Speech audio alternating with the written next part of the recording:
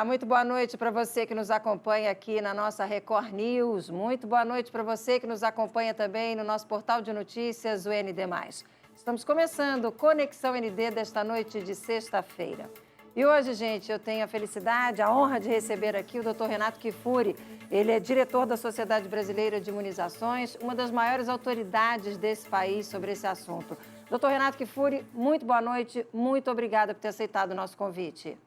Obrigado, Márcia. Boa noite. Prazer estar com vocês aqui, que os acompanham Conexão. Doutor Renato Kfouri, 4 meses já se passaram, né? O primeiro quadrimestre do ano terminou, janeiro, fevereiro, março, abril, pandemia continua. A gente recebeu ontem o primeiro lote de vacinas da Pfizer. Qual é o balanção que o senhor pode fazer desse momento que a gente vive com relação à pandemia e à vacinação? Olha, Márcia, um momento muito duro, né, em que atingimos os 400 mil óbitos. Nos últimos 40 dias, pulamos de 300 mil para 400, com uma média diária de mais de 3 mil mortes. A gente não pode nunca esquecer da gravidade e do tamanho do enfrentamento que estamos vivenciando. Nenhum de nós, na nossa história da humanidade, viu algo parecido desse tamanho como a gente está vivenciando. Então, acho que é um esforço, há que se lamentar, não podemos nunca nos conformar com esses números. E, ao mesmo tempo, ter esperança, né, Márcia? Nós estamos aí com as vacinas chegando, você bem disse que chega mais uma pequena parte, uma dose, uma remessa inicial de uma compra de 100 milhões de doses que o Brasil fez, uma excelente vacina, que é a vacina da Pfizer. A despeito da lentidão, né, com que a gente vai avançando, o número de vacinados no país vai crescendo, temos que estimular as pessoas a se vacinarem. Infelizmente, ainda mesmo entre os vacinados, nós encontramos dificuldades nas pessoas comparecerem para a segunda dose, então nós precisamos aumentar. Essa é o grande desafio do momento, aumentar a vacinação e, para aqueles que ainda não receberam vacina, estimular aí o distanciamento, a máscara, que é, no final das contas, a vacina que boa parte da população dispõe. Agora, a vacina da Pfizer, que acaba de chegar, ela tem todo um cuidado, todo um preparo no que diz respeito ao armazenamento. O senhor acha que a gente está preparado para cuidar bem dessas doses, dessas vacinas? Olha, Marcelo, o país é muito grande e certamente tem regiões que não têm capacidade de armazenamento de uma vacina como essa. Populações ribeirinhas, nós temos zonas, tribos, populações que vivem na Amazônia, que levavam 14 dias para a vacina chegarem lá. Então, essas vacinas não podem ser destinadas a esse tipo de região. Esse primeiro milhão de doses serão destinadas às capitais, nos centros onde, inclusive, a doença tem um número maior de casos, tem um número maior de pessoas infectadas. Então, acho que há que se fazer uma distribuição racional em função dessa estabilidade térmica dessas vacinas e privilegiar as localidades onde a capacidade de armazenamento em freezers de ultracongelamento são aqueles mesmos que a gente usa para manter bancos de sangue, os sangues congelados, ou seja, lugares onde tem hemocentros, assim, são lugares habilitados para essas parcerias das secretarias estaduais realizarem um armazenamento seguro dessas vacinas. E o que a gente pode esperar no que diz respeito a novas doses e novas vacinas? Até o meio do ano, qual é a expectativa que o senhor tem? Quem vamos vacinar? Olha, a expectativa é que até o final de junho, todos os 77 milhões de brasileiros pertencentes aos grupos de risco prioritários, né, sejam eles os profissionais da saúde, idosos e todos aqueles portadores de doenças crônicas, estejam com pelo menos uma dose de vacina aplicada.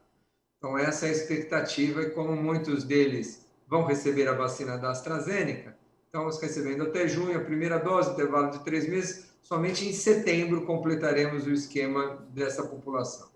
O que já vai trazer um impacto significativo, porque a gente sabe que 70% das hospitalizações e 70% dos óbitos são indivíduos pertencentes a essas faixas etárias, acima de 60 e portadores de doenças crônicas. Se conseguirmos se não houver tanto atraso na entrega dessas vacinas, na produção nacional, e esse cronograma for seguido, nós chegaremos aí ao final do primeiro semestre com uma condição de prevenção, de diminuição de hospitalização e mortes, que já vai ser sentido lá para agosto, setembro, assim que esses esquemas terminarem. Então, essa é a nossa expectativa. Mas, olha, não se pode acomodar nessa situação. Ainda os casos vão estar muito altos, porque os jovens que estão mais transmitindo, vamos reduzir mortalidade, como o Chile. Aumentou o número total de casos, mas diminuiu mortes de hospitalização. O que aconteceu lá no Chile? Vacinaram todos os idosos.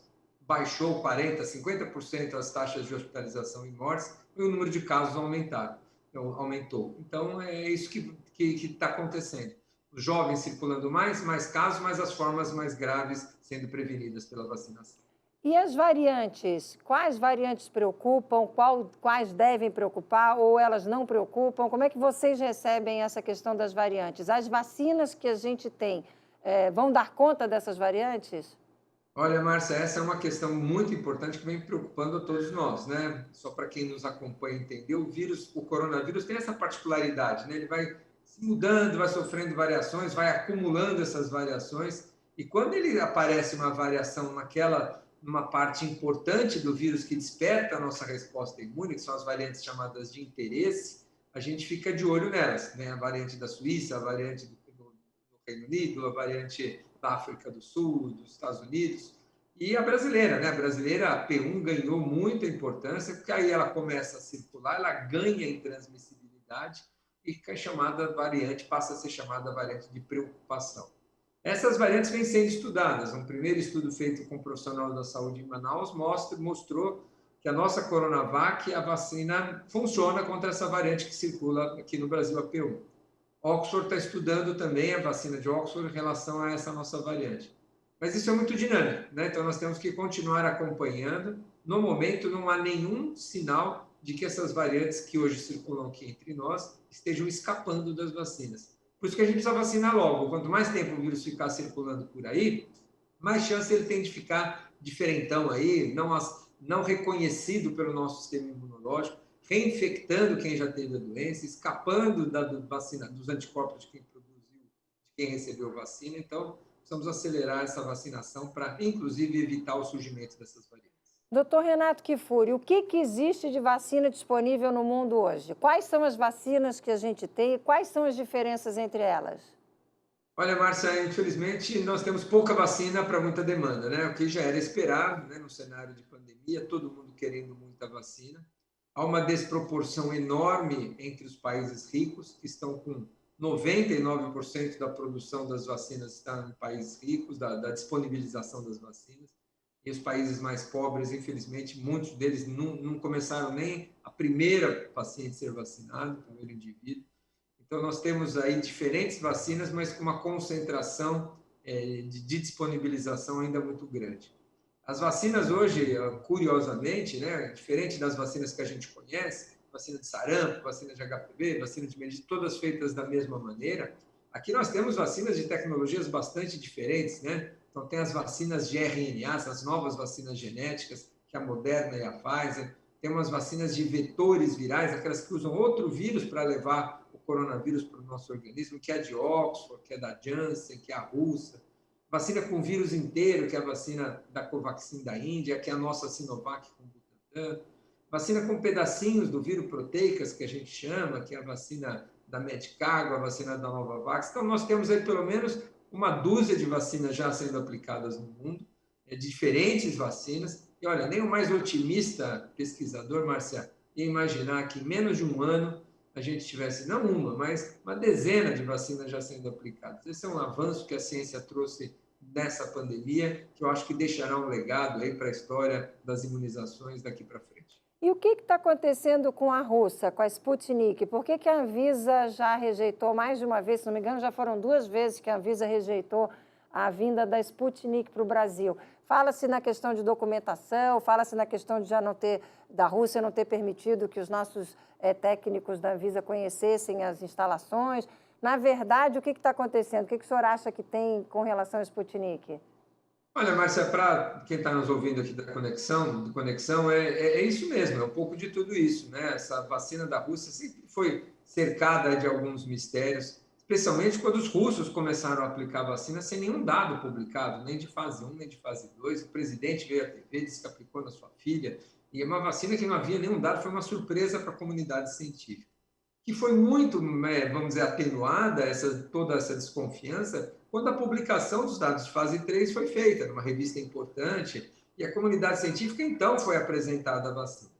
O que a Anvisa faz não é uma avaliação de eficácia de estudos clínicos. Ela olha outras coisas, ela olha a parte técnica, a parte de produção, como é que se obteve o vírus, aquele vetor viral, como é que foi feita a inativação.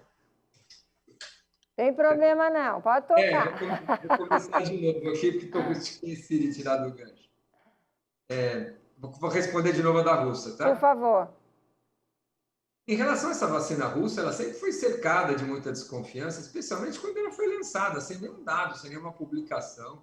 O presidente russo anunciando que vacinou sua família, colocando a população russa para ser vacinada, sem nenhuma informação para a comunidade científica. Toda essa desconfiança foi atenuada, melhorada, à medida que a publicação dos dados de fase 3 saiu numa importante revista, e isso trouxe uma tranquilidade, isso trouxe o conhecimento para, vamos dizer, para a comunidade científica a respeito do que se trata a vacina. Agora, o que a Anvisa está fazendo não é uma avaliação dos dados do estudo clínico, mas é a avaliação de como é produzida, de quais são as boas práticas de fabricação, como essa empresa está manuseando o vírus, o vetor viral, como essa empresa está apresentando os dados de inativação, da falta de multiplicação do vírus, como é feita a inserção. Então, todos esses protocolos de segurança precisam estar muito bem descritos. E pelo que a Anvisa relatou na sua apresentação, na sua reprovação nesse momento, foi que os documentos foram muito insuficientes. Não havia ali descrição exatamente dos processos como eles eram feitos. Haviam desvios, parece que prometeriam entregar um produto que não estava de acordo nos seus processos de fabricação. A visita à fábrica não foi permitida, na fábrica que esse produto ia ser trazido para o Brasil. Foi feita uma visita numa planta de produção diferente da que essa que veio para cá. Então, tem muitos desvios que precisam ser corrigidos, apresentados, discutidos, para que a vacina possa vir. Nesse momento, eu acho que a Anvisa não tinha outra saída a não ser rejeitar esse pedido, porque os dados foram insuficientes para que pudesse ter um licenciamento. O rigor tem que ser preservado. Mas qual é a impressão que o senhor tem? Essa vacina vai chegar? Ela pode vir a ser uma vacina comercializada, disponibilizada aqui? Eu acho que sim, Marcelo. Eu acho que a gente, além desses estudos clínicos serem bem feitos e a vacina ter demonstrado eficácia, ela tem algumas questões que precisam ser esclarecidas para que a gente tenha segurança de aplicar a vacina na população. Já tem 60 países utilizando essa vacina no mundo, mais de 60 países. Essa experiência acumulada com milhões de doses já aplicadas também ajuda, né? Esses dados começam a ser produzidos. Então, você junta a experiência de milhões de doses aplicadas, apresenta à fábrica as questões de produções, atende essas dúvidas que as agências regulatórias têm. Porque, a despeito de estar em 60 países, ela não tem registro em nenhuma, vamos dizer, agência regulatória tradicional, não está no FDA americano, não está no registro da Europa, Anvisa também. Então, ela precisa ter uma apresentação mais formal, mais adequada, que satisfaça critérios um pouco mais rígidos. Aí sim, eu acho que ela pode ser utilizada em diversos países europeus, Estados Unidos e, por que não, no Brasil. O senhor falou que já está em 60 países. E vocês estão acompanhando o resultado nesses países? Tem algum resultado negativo? Tem algum retorno ruim com relação à vacina? Ou vocês não estão acompanhando isso? São muitos países pequenos da América Central, da Ásia, alguns da África e da América Latina. Os países que a gente tem acompanhado mais de perto é o México e a Argentina. São dois países aqui nas Américas, que estão utilizando a vacina há cerca de 2, 3 meses e não temos dados ainda de impacto, de redução. Por enquanto, os dados de segurança, parece que a aplicação nesses dois países mostram que a vacina continua sendo muito bem tolerada pela população, pelo menos no curto prazo, não há nenhum prejuízo, não há nenhum problema com a vacinação nesses países até o momento. O senhor falou aí de cerca de 10, 12 vacinas no mundo. Quais podem vir parar no Brasil, além dessas que a gente já tem falado? Outras diferentes dessas que a gente fala podem chegar no Brasil? O Brasil teve a oportunidade, Márcia, de trazer, ou tem ainda a oportunidade de trazer, principalmente 4 vacinas. São as vacinas onde os estudos clínicos foram aqui no Brasil, né? A do Butantan, que já está disponível, tem um registro, por enquanto, só uma licença de uso emergencial. A vacina de Oxford, que já tem seu registro definitivo. A vacina da Pfizer, que está chegando agora, o primeiro lote já tem o registro definitivo, que foi estudado aqui no Brasil. E uma quarta vacina, que é a vacina da Janssen, a A Janssen é uma vacina interessante, que é uma vacina feita em uma única dose, diferente das outras, ou seja, com a mesma quantidade de doses a gente consegue vacinar o dobro de pessoas. Uma vacina que foi estudada aqui no Brasil. O Brasil tem feito aí acordo de intenções de compra para trazer algumas doses no segundo semestre. Então, esperamos que essas 4 vacinas hoje componham aí um portfólio de vacinas suficiente. O Brasil já tem encaminhado vacina suficiente para vacinar toda a população acima de 18 anos de idade. Então, nós temos aí 100 milhões com do Butantan com a Coronavac, temos 100 milhões com a AstraZeneca e 100 milhões com a Pfizer, além do fundo do COVAX Facility, que vem mais 40 milhões. Ou seja, esses 340 milhões são suficientes para vacinar em 2 doses 170 milhões de brasileiros, que correspondem, vamos dizer, a 100% dos brasileiros acima de 18 anos. Então, Agora, pois não.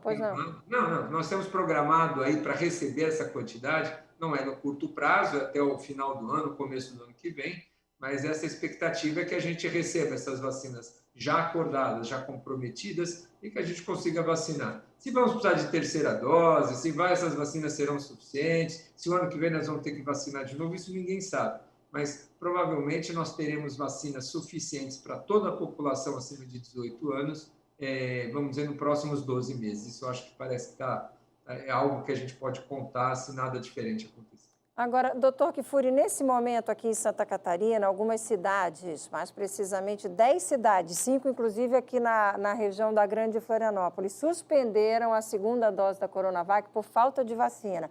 Se passar muito prazo, porque o prazo a princípio é entre uma e outra 27, 28 dias, né? Se passar, o que acontece? Tem prejuízo, não tem prejuízo? Qual é o risco dessa segunda dose demorar a ser aplicada? Esse é o grande problema, né? A gente estava falando agora que nos próximos 12 meses teremos 300 milhões de doses, mas para hoje não temos, né? Infelizmente, pecamos, o Ministério da Saúde não priorizou o primeiro momento, o curto prazo, investimos em transferência de tecnologia para produção nacional no longo prazo, mas justamente no pior momento da pandemia, quando a gente mais precisava dessas vacinas, nós não temos doses de vacinas e o desabastecimento vem sendo uma constante entre nós. A ponto de muitos que tomaram a primeira dose não terem disponível no prazo recomendado a segunda dose para receber, como você bem disse. Com a vacina de Oxford, os estudos mostram que se você aguarda entre a primeira e a segunda dose até 3 meses, não há prejuízo, você fica protegido com a primeira dose. Foram avaliados esses estudos chamados de eficácia interdoses, né, entre a primeira e a segunda dose, mantém 75% de proteção até que você receba a segunda dose depois de 3 meses. Se passar de 3 meses, a proteção já não é garantida. Com a Coronavac, nós não temos essa informação, não foram feitos estudos com intervalos maiores do que 28 dias. Então, ninguém sabe se esperarmos 28 dias, 30, 50, 60, essa eficácia será pior ou será até melhor, né? Algumas vacinas mostram que, se você espera um pouco mais entre a primeira e a segunda dose, você pode até melhorar o resultado final. Mas não temos essa informação. Então, qual que é a recomendação hoje? Vacinar o quanto antes. Então, não tem a vacina. Perdeu porque esqueceu, perdeu a data. Ficou doente no meio do caminho, não pôde se vacinar. Teve um problema, sei lá, qualquer coisa aconteceu que você não pôde cumprir o calendário ali máximo de intervalo, que era de 28 dias, você deve se vacinar o quanto antes. Assim que a vacina chegar, assim que você estiver melhor, assim que você se lembrar, na primeira oportunidade, ser vacinado. E com isso, você completar o seu esquema vacinal. A segunda dose não é um reforço, não é que você fez uma dose e agora vai dar um reforço. O esquema é de 2 doses, uma dose só não protege adequadamente. Então, isso precisa ficar claro e as pessoas precisam entender que a segunda dose, tem muita gente tomando a vacina, primeira dose, fala, o reforço eu não preciso, eu já estou protegido. A injeção nem saiu do braço, ele já se sente protegido. Demora um tempo para começar a proteger e ela se completa depois da segunda dose. Então, é muito importante receber a segunda dose, no primeira oportunidade que tiver. Se acabou a vacina nesse momento no seu município não tiver, deve chegar até daqui nas próximas semanas, 1, 2 semanas, o Butantan está entregando mais alguns milhões de doses e a gente deve completar o esquema o quanto antes. Jamais recomeçar o esquema, viu, Marcia? Outra dica importante. Tem muita gente que fala, eu perdi a primeira dose, vou tomar mais 2. Não. dose tomada é dose computada. Se passar 1 mês, 2 meses, 6 meses, não recomeça o esquema, simplesmente tu tome a segunda dose. Nossa, super importante esse alerta do senhor, hein? A gente ainda não falou sobre isso aqui, inclusive segunda-feira vou trazer esse alerta no nosso SC no ar, porque muita gente é capaz de ficar na dúvida. Ah, passou do prazo, então se eu for começar de novo, vou ter que recomeçar. Então, não. Tomou a primeira, está tomada a primeira. O que tem que tomar é a segunda dose, não é recomeçar de novo, certo?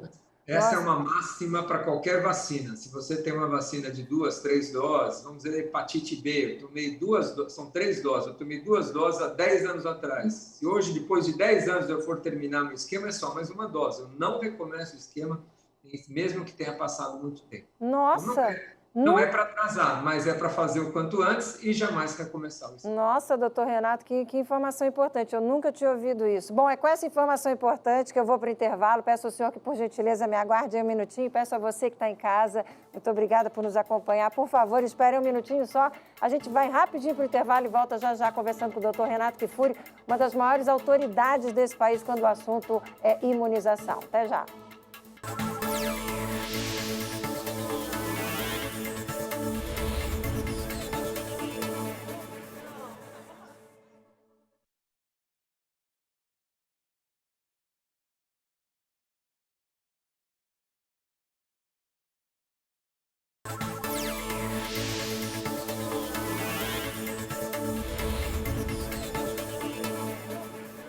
Estamos de volta com o nosso Conexão ND desta noite de sexta-feira. Muito obrigada a você que nos acompanha aqui na Record News. Muito obrigada a você que nos acompanha também no nosso portal de notícias, o ND+. Hoje, gente, o Conexão ND tem a felicidade, a satisfação, a honra de receber uma das maiores autoridades desse país quando o assunto é imunização. Dr. Renato Kifuri, diretor da Sociedade Brasileira de Imunizações. Doutor Renato Kifuri, nesse bloco eu queria falar sobre as gestantes, as grávidas, que acabam de ser incluídas no grupo prioritário. Como é que vai funcionar isso? Primeiro vai terminar a vacinação de idosos e aí vai começar a vacinação das gestantes? Todas poderão ser vacinadas? Olha, Márcia, esse é um assunto super importante porque são 2 aspectos. Primeiro, é a segurança das vacinas, né? Será que nós podemos aplicar vacinas em grávidas? Se existe algum risco? Então, nós já temos alguma experiência acumulada. Nos Estados Unidos, mais de 100 mil grávidas foram vacinadas, no Reino Unido também, aqui no Brasil, só no estado de São Paulo, mais de 1.000 gestantes também já foram vacinadas, mostrando que até o momento não há nenhum problema com essa gestação, com essa vacinação na grávida, mostrando que não há aumento de risco de trabalho de parto prematuro, de abortamentos, de malformações. São vacinas com vírus que a gente chama inativados, né? Então, são vacinas seguras, como a gente usa a da gripe, como a gente usa a do tétano, da hepatite, da coqueluche na gravidez, essa deve ser mais uma vacina recomendada. E outro aspecto importante é o risco que a grávida tem. Está mais do que demonstrado que quando a gente compara se uma mulher grávida pega Covid comparada com mulher da mesma idade não grávida, o risco dela internar, hospitalizar, morrer, ir para o UTI, para o Covid, vai de 2 a 5 vezes a mais, né? Então, se você está gestante, por questões suas imunológicas, por questões até dos seus pulmonares, que o pulmão fica comprimido por aquele útero que cresce, você tem risco de complicações muito grandes. Sem falar que tratar de uma gestante grave, com remédios que às vezes você não pode usar, porque tem um feto ali, o trabalho de parto prematuro que essas infecções levam. Então, o dano da Covid-19 na gestante é muito grande. Até porque, para entubar uma grávida deve ser muito difícil, né? Fiquei pensando aqui, o senhor foi falando tudo isso, eu fiquei imaginando que normalmente vocês entubam com a barriga de barriga para baixo, né? Entuba de barriga para cima, é que a colocação de barriga para baixo, que a gente chama pronar o paciente, às vezes melhora a ventilação, mas isso é depois de entubado, né? Mas essa é uma situação que às vezes não dá para fazer com uma gestante, né? Mesma coisa a questão das drogas. Então, quando você vê um risco muito aumentado e uma vacina que já tem alguns dados de segurança, o Ministério da Saúde, na sua última reunião da Câmara Técnica, decidiu incluir a vacinação da gestante. Aliás, de maneira pioneira, Brasil e Reino Unido hoje são os países que recomendam formalmente a vacinação de grávidas. Aqui, como nós não temos, obviamente, vacinas num primeiro momento para todos, nós vamos começar vacinando as grávidas com doenças crônicas. Então, assim que terminar os idosos acima de 60 anos, quando começarmos a vacinarmos as comorbidades, todas as gestantes com doenças crônicas serão vacinadas e, no segundo momento, as gestantes que não têm nenhuma doença crônica também. Dessa maneira, vamos reduzir um outro aspecto da carga da doença, que são as grávidas e os partos prematuros. A gente não pode esquecer que essas grávidas com Covid, a maior parte delas acabam desencadeando trabalho de parto e seu bebê nasce antes do tempo. Não sei se é pergunta boba, mas eu vou fazer. Uma grávida que está com Covid pode passar Covid para o bebê? Olha, tem muitos estudos, não é nada boba essa sua pergunta, não. No começo, muito se discutia, né, especialmente no começo da pandemia, se aquelas grávidas que adquiriam a Covid no começo da gravidez, como é que iriam nascer seus bebês depois de 9 meses. E o que se viu é que o coronavírus não é um vírus que atinge o feto a ponto de causar malformação, infecção no feto. Então, não há descrição de transmissão que nós chamamos vertical, da mãe para o bebê na gravidez. O que acontece é o contrário, esses bebês nascem com os anticorpos que a mãe produziu. Então, ela se defendeu, ela se curou e ela transfere, seja pelo leite ou pela placenta, os anticorpos para o bebê que vai protegê-lo nos primeiros meses de vida. Então, o bebê nasce protegido, nasce como se estivesse vacinado? Exatamente. Claro que esses anticorpos são da mãe, não são duradouros, eles vão sendo eliminados pelo bebê, mas os primeiros meses de vida ele fica protegido com esses anticorpos que a mãe produziu e transferiu. Que maravilha que é Aliás, para várias doenças, né? Não só para a Covid, é só mais uma que a mãe também transfere proteção pelo útero e pela amamentação. É muito lindo, a véspera do mês das mães, do mês de maio, é muito legal a gente estar falando sobre isso, né? Dos milagres da maternidade. Agora, eu vou aproveitar esse gancho aí que o senhor falou com relação à preocupação de vacina grávida, efeitos colaterais, para entrar na questão dos efeitos colaterais. Eu sei, a gente tem falado bastante, o senhor mesmo no SC já falou bastante para a gente sobre qualquer efeito colateral pode ser menos grave do que o efeito da doença, enfim. Mas tem muita gente reclamando, doutor Kfouri, principalmente daquela vacina da Oxford AstraZeneca.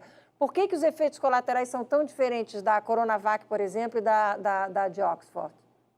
Olha, a vacina de Oxford, por ela levar um outro vírus, o adenovírus, que é o vetor, é uma vacina naturalmente um pouco mais reatogênica, ou seja, vacina que dá mais febre, dá mais dor no corpo, dá mais dor de cabeça. Esses sintomas que a gente considera, vamos dizer, comuns, aliás, a todas as vacinas. A vacina do tétano é assim, a vacina da meningite é assim, a de pneumonia são vacinas que às vezes dão reações.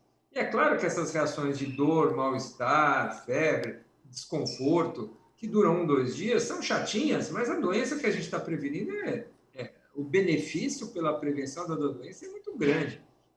O prejuízo da doença é muito maior do que esses eventuais eventos, né, que a gente tem. O que a gente se preocupa com as vacinas, de uma maneira geral, são com alguns eventos mais graves. Então, por exemplo, tomar uma vacina com a chance de ter uma reação anafilática, né, é raro, quanto que é? Eu nunca vi essa vacina, se eu tomar, posso ter uma alergia grave? Como você pode tomar com qualquer remédio, com qualquer produto que você nunca recebeu. Qual é o risco? Qual é o risco? Agora, descrever alguns fenômenos de trombose. Quantos casos de trombose apresentam após a vacina?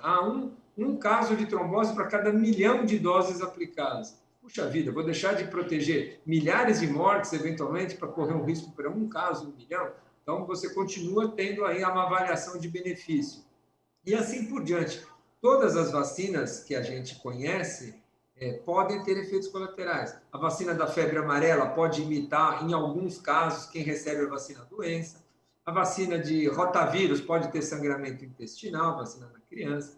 A vacina da polio, a gotinha oral, raramente pode dar uma paralisia no indivíduo que toma a vacina. O vírus sofre uma mutação e dá uma paralisia, raríssimo.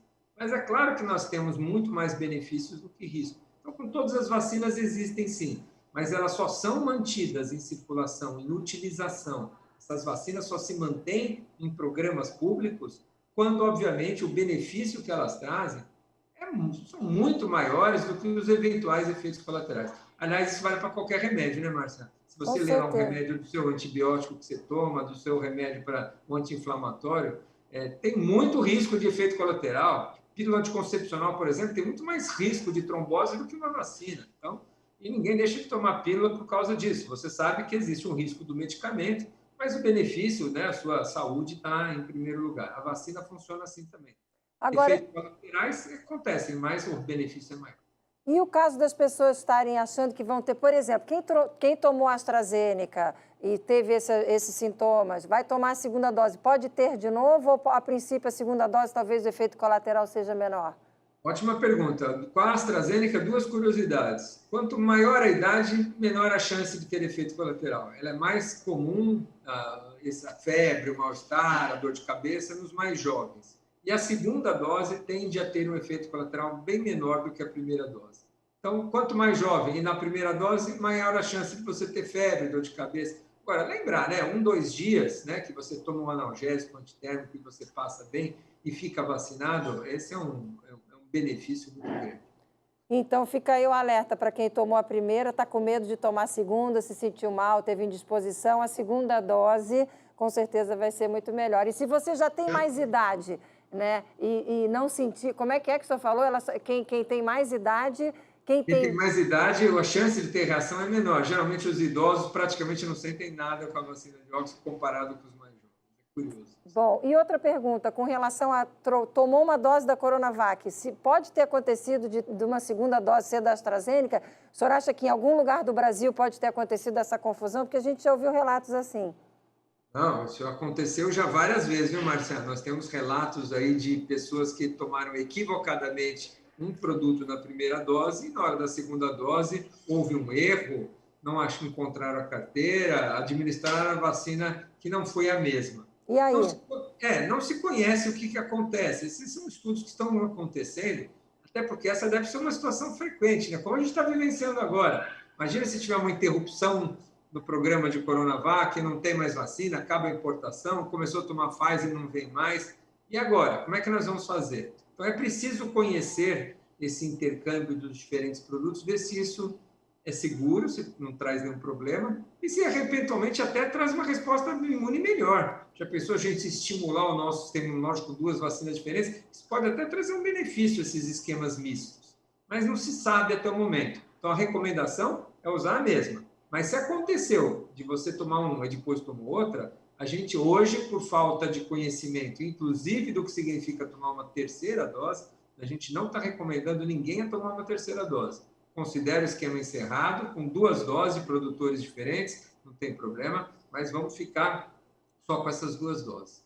E com relação à vacinação para crianças, o que a gente já sabe? Existem estudos, mas nenhuma dessas vacinas é indicada para quem tem menos de 18 anos, né? É verdade, Marcelo. As vacinas são estudadas normalmente, num primeiro momento, no grupo que a gente quer utilizar, né? A Covid em pediatria é uma doença muito menos importante em termos de gravidade do que em adultos e idosos. As crianças respondem por 1,5% dos casos menores de 5 anos de idade. Do total de casos, só 1,5% é em crianças e só 0,3% dos óbitos pela Covid-19 acontecem em crianças menores de 5 anos de idade. 0,3%. É que você fala, Marcelo, 400 mil óbitos, 0,3%, são 1.200 crianças que já morreram de Covid. É muita criança. Mas percentualmente é só 0,3% do total. Então, proporcionalmente, não é a população mais atingida. Consequentemente, as vacinas foram estudadas nessa pressa de ter uma vacina onde a gente pretendia usar. E agora os estudos estão começando na pediatria, nos adolescentes e nas crianças. Porque se nós temos um país como o nosso, 25% da população menor de 20 anos de idade, um dia nós vamos precisar vacinar os adolescentes para interromper a transmissão. No mundo, 32% da população tem menos de 20 anos de idade. Então, esses estudos precisarão, por 2 motivos. Primeiro, para incluir esses adolescentes e crianças na contenção da transmissão da doença. E segundo, porque nesse grupo de crianças e adolescentes, tem crianças com câncer, tem crianças com doenças cardiocrônicas, diabéticas, crianças transplantadas, que são também de risco para a Covid-19. Com certeza. Eu não posso receber o senhor aqui sem perguntar essa questão de prefeituras e governos tentando comprar vacinas. Qual é a sua avaliação para isso? Olha, eu acho que nesse cenário hoje é muito difícil alguém comprar vacinas, né? As vacinas hoje estão sendo muito disputadas e eu tenho muito pessimismo em achar que alguém vai conseguir comprar vacina que não seja através dos governos, dos programas públicos. E nem creio que nenhum laboratório irá vender vacina, comercializar vacina para iniciativa privada, para alguém que não seja o governo federal, um plano nacional de imunizações. Então, eu acho que isso não acontece. Mas se um dia algum brasileiro, alguma empresa, alguma prefeitura conseguir alguma vacina trazer para o Brasil, alguma quantidade de dose, ao meu ver, ela deve ser distribuída para o Programa Nacional de Imunizações.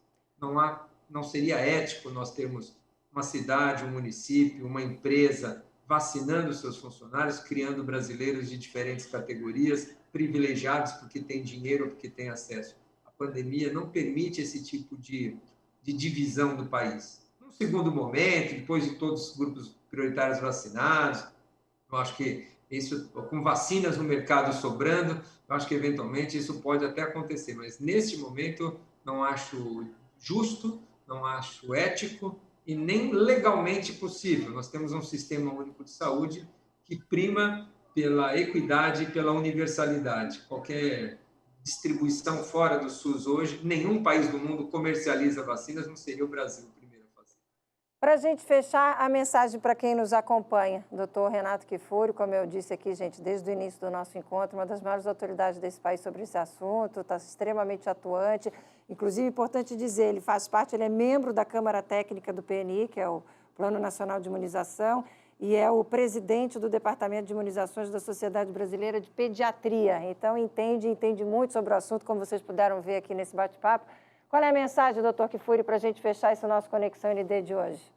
Olha, Márcia, primeiro te agradecer a oportunidade, é sempre um prazer estar com você aqui, dessa vez, na primeira vez no Conexão, e dizer que a gente tem uma esperança, né, com as vacinas, para que essa situação da pandemia mude. Nós estamos aí com 400 mil mortos, um número de impressionar a todos. Nós não podemos nunca deixar de reconhecer o trabalho desses milhares de profissionais, desses milhões de profissionais da saúde no Brasil. São cerca de 6 milhões de brasileiros que colocam em risco suas vidas diariamente, enquanto todos nós estamos aí com receio de tocar em botões de elevadores, maçanetas. Tem gente dando banho em pessoas com Covid, tem gente aspirando, trocando suas fraldas. Então, a esses profissionais da saúde fica aqui o nosso reconhecimento neste momento tão duro de 400 mil mortes. E, ao mesmo tempo, de esperança, né, das vacinas mudarem esse cenário. E como as vacinas chegam numa velocidade pequena, Márcia, a vacina, para boa parte da população ainda hoje, não está no braço, está no distanciamento, está na máscara. Essa é a medida preventiva que a maioria da população dispõe. E é preciso que os nossos governantes ofereçam qualidade, condições, para que para aqueles que estão entre o vírus e a fome fiquem em casa, recebam sua ajuda, seu auxílio emergencial, para que possam também se proteger e justamente como aqueles que estão recebendo a vacina no braço. Assim a gente sai juntos e mais fortes dessa. Nossa, com essa bela mensagem que eu lhe agradeço, termino aqui o nosso Conexão ND. Doutor Kfouri, eu retribuo a sua fala. O senhor disse que é sempre muito bom estar aqui, é sempre muito bom receber o senhor no nosso SC no ar, pela primeira vez aqui no nosso Conexão ND, aqui na Record News. Caminho sempre aberto, espaço sempre aberto para o senhor, porque realmente o seu conteúdo é invejável. É muito bom ter o senhor de parceiro aqui com a gente. Muito obrigada por estar com a gente nessa noite de sexta-feira. Até uma próxima oportunidade. Um lindo final de semana para o senhor, viu? Muito obrigada, até a próxima. Obrigado, Márcia. Até a próxima. Valeu. Gente, que bom, né? Não falei? Ele é uma das maiores autoridades desse país e trouxe um conteúdo muito bacana para a gente aqui. Espero que você tenha aproveitado. Te desejo uma ótima noite de sexta-feira, um excelente final de semana e te convido para segunda-feira cedinho, 6h30 da manhã, nos acompanhar no nosso SC no ar. Um beijo no coração e até lá.